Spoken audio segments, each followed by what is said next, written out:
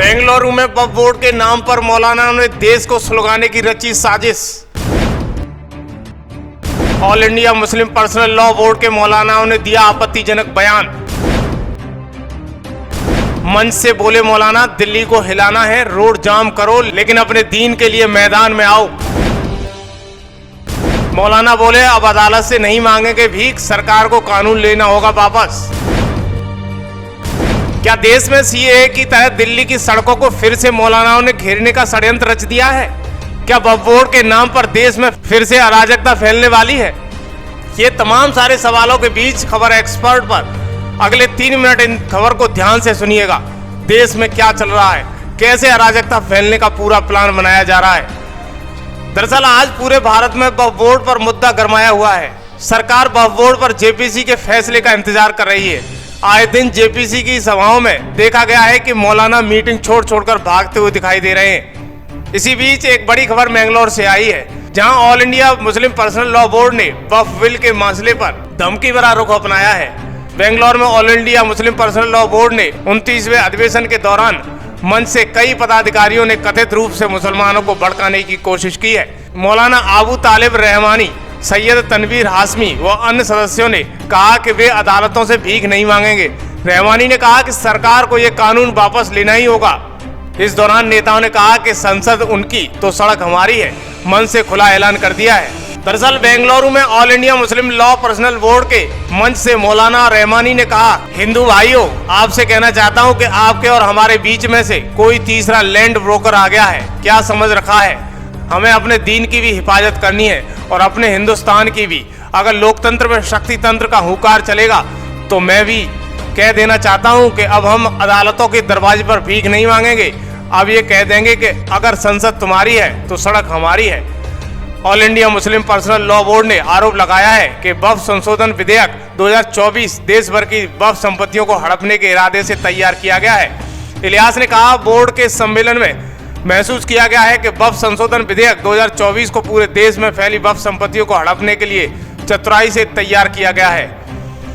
वहीं 29वें अधिवेशन में रविवार को बेंगलुरु में संपन्न हुआ। इलियास ने कहा कि प्रस्तावित सभी 44 संशोधनों और उनकी उपधाराएं वक्फ संपत्ति के दर्जे को खत्म करने और हेराफेरी करने के इरादे से तैयार की गई हैं। उन्होंने कहा कि हमें लगता है कि जेपीसी अपना काम ईमानदारी से नहीं कर रही है।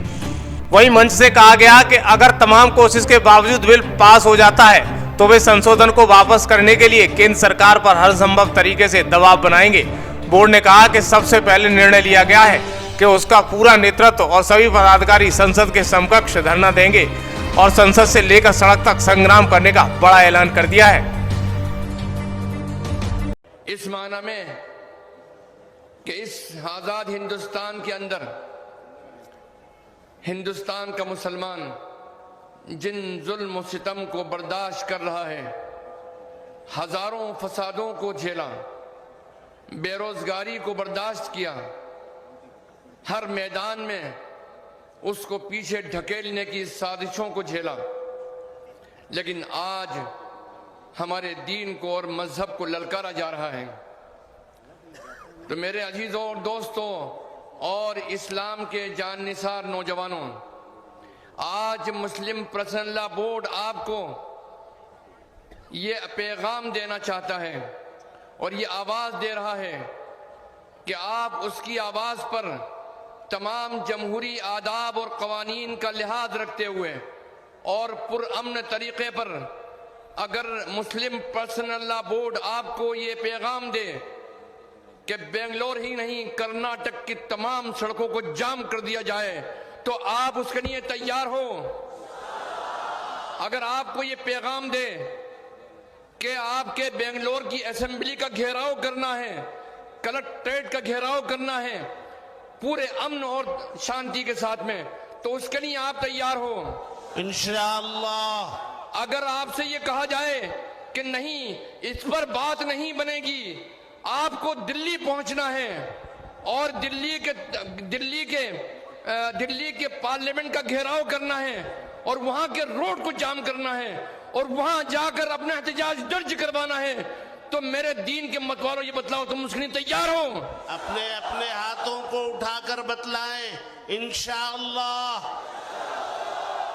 मैं बहुत लंबी बात नहीं कहूंगा, इसलिए कि मेरे पास सिर्फ 3 मिनट का वक्त है, लेकिन मैं एक बात ये पूरे वसूख से कह देना चाहता हूं कि अगर आप खुद ये तहिया कर लें और फैसला कर लें कि हमारी जान चली जाए, हमारा माल चली जाए, हमारी इज्जत चली जाए, लेकिन हम इस चिराग दीन मतीन के चिराग को अपने जिंदगी अपने सीने के अंदर हमेशा साथ में रखेंगे, हिफाजत करेंगे और जाएंगे तो इस सीने में ईमान की चिंगारी लेकर दफन होंगे इंशाअल्लाह। इंशाअल्लाह।